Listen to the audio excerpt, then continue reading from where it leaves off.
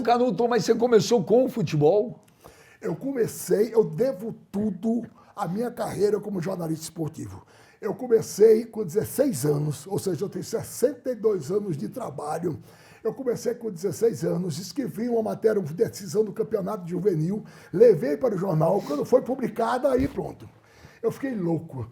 Pô, é isso que eu quero mesmo. Aí, escrevi uma notinha, depois comecei a fazer uma página, aí fui pedir uma colaboração do jornal, porque minha mesada já não estava dando. Os caras aqui não tem dinheiro, não. Olha, aí logo depois, por sorte minha, um emissário do outro jornal, um jornal bem maior, veio me contratar, tinha visto, e me contratou, então, para o Diário de Alagoas. Depois fui para o Jornal de Alagoas, aí comecei a ganhar prêmio de reportagem.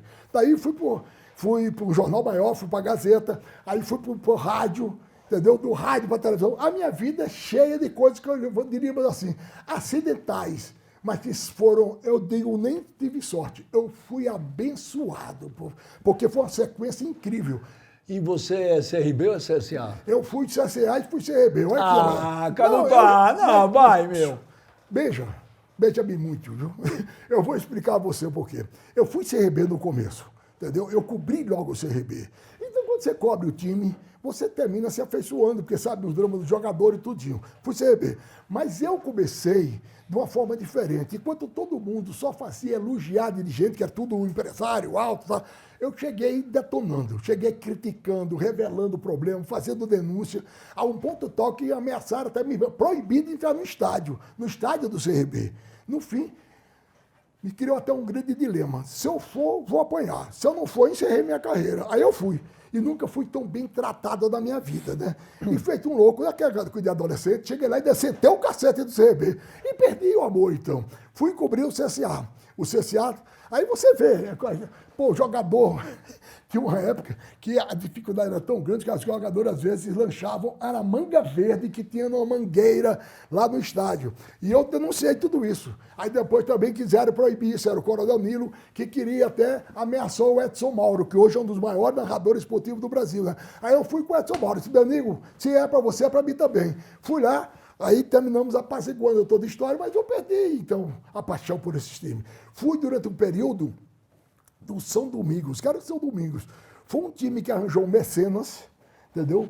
E pegava todos esses jogadores que eram dispensados por indisciplina e formou um time maravilhoso. Era um time assim, ia jogar com o CSA, o CRB, ou era 5-0 ou 5-3, para um ou para o outro, porque jogava todo no ataque. Então foi isso. Na essência, eu sou o primeiro meu grande time, e ainda hoje é o grande time da minha vida, é o Santa Cruz de Recife. Por quê? Porque meu pai jogou no Santa Cruz. É mesmo? É, jogou e se formou jogando pelo Santa Cruz. Naquela época, meu avô tinha grana, naquela não tem, vai e se vira, não tem aquela história. Então, papai chegou em Recife, fazendo odontologia, que não tinha nessa época faculdade em Maceió. Aí ele chegou lá, arranjou emprego na Great West. Great West seria a rede ferroviária, né? E papai, para arranjar um emprego, foi guarda-frente, sei lá o que era, ele jogava pelo time do Great West e se destacou, foi contratado pelo Santa Cruz. O Santa Cruz pagava a ele a pensão. Papai, então, jogava pela pensão, né? Mas naquela época, eu falando de 38, 39, né? Mas isso deu também a papai uma oportunidade, eu diria, um fenômeno cíclico. Que posição que teu pai jogava? Goleiro. Papai era goleiro. É todo mundo grandão na tua família? É. O menor tem 1,85 m. Foi lutador, foi campeão mundial de luta. Entendeu? É uma família engraçada. Família engraçada. É, muitas atividades. Pois bem, papai foi lá e ficou numa pensão, venha só, morando com Chacrinha. Chacrinha, na época, era músico, tocava bateria. Principalmente os navios que chegavam, portavam em Recife, que faziam baile para a sociedade local. Papai morava... Peraí, que eu não sabia disso. Quer dizer que Abelardo Barbosa tocava batera? Bateria. Papai falava isso e eu achei que era... Sério que papai tá criança? Aí eu fui ver depois o musical e depois o filme. Chacrinha era da onde? Isso aqui é Pernambuco. Pernambuco? De Pernambuco, de Recife. Eu não sei se Recife é de uma cidade aí por perto. Então ele fazia isso, né? E aí morava também Fernando Lobo, o pai de Ed Lobo, que na época já era um dos grandes compositores e um dos melhores críticos de música do Brasil, né? Que foi quem depois deu chance para o Chacrinha virar do rádio e virar o que virou, né? Aí ele deu chance. E depois morava no El Dutres, morava Capiba, que foi o maior maestro de frevo da história de Pernambuco, achado do Brasil, né? E depois chegou uma família que ficou muito amiga do papai, que era a mãe e os filhos Saulo e Ariano Suassuna. Ariano foi contemporâneo e colega do meu pai. Que história, hein? História interessante. E lá em casa, é o seguinte, a gente cresceu vendo os troféus e fotos do papai jogando no Santa Cruz. E de manhã, tocava o hino do Santa Cruz. Você lembra?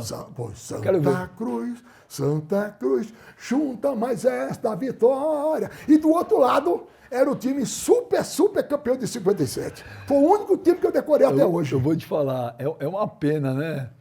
Ver o Santa Cruz na Série C, porque o Santa Cruz tem uma torcida alucinante, a torcida do Santa Cruz, é uma coisa absurda. Não só em quantidade, que é uma torcida gigante, mas no fanatismo, né? Isso é. E muita gente, essa nova geração, infelizmente, não conhece Santa Cruz, porque o Santa Cruz ficou na Série C, mas, por exemplo, o Corinthians... Série C agora, né? Tá na D. na D. O ano passado não tinha nem série para disputar, né? Nem série Era o pra time disputar. fora de série. Porque o Corinthians, uma vez, trouxe um volante que jogava muito, o Givanildo. Givanildo era volante do Santa Cruz. No Corinthians também teve o Luciano Veloso, que foi do CRB, era do Santa Cruz, foi emprestado do CRB e voltou. O Luciano que parecia o Luciano Colhado, o meia esquerda. Isso, Que isso. jogou em 77. Isso. No dia do jogo da Contra a Ponte... Você tem memória arretada. Detalhe, aprende aí, Glauber. O Glauber nasceu em 2000, ele acha que o mundo começou agora. Ele acha que só existe o Messi no mundo. Quem me dera se eu tivesse nascido em 2000. O Luciano, naquele jogo do dia 13 de outubro de 77, que o Corinthians ganhou os 23 anos de fila, no primeiro tempo, o Luciano dá um chute de fora da área que a bola vai na trave. O gol poderia ter sido do Luciano. O Luciano jogava muito. Tinha um cabelão, bigode. Isso. É da época do Power, né? Pode te dar uma aula aí, Glauber. Não esquenta a cabeça, não. Aí Fala. E do Santa Cruz também é o seguinte, já contrariando um pouco os seus preceitos, os seus conceitos esportivos, o Santa Cruz 57, esse tempo que eu falei, que era Aníbal, Diogo Cides, Zequinha, Aldemar e Edinho, Lanzoninho, Rudimar, Faustino, Bituque e Jorginho, ele deu 2 jogadores para o Palmeiras que foram da seleção brasileira, Zequinha e Aldemar. Naquela época era o meio-campista e o center half, era o Aldemar. Jogadores espetaculares. Depois deu muita gente. Nunes também foi do Santa Cruz. Nunes? Vários jogadores. O Glauber, que ele não sabe. Nunes foi centroavante do Flamengo, campeão mundial, campeão de Libertadores, gol em final de Mundial, tá? Nunes. Sabe, me permite só porque eu me empolgo quando você fala de Fica Santa à Cruz. vontade, Né? então. Porque é o seguinte, quando você fala de Santa Cruz, ela é talvez a torcida mais fanática que existe. Porque o ano passado, por exemplo, o Santa Cruz parou de jogar em março, porque não tinha calendário para ele, não se classificou em nada. A torcida fazia a campanha do tijolo. A torcida ia lá, levava tijolo para construir alguma coisa do time.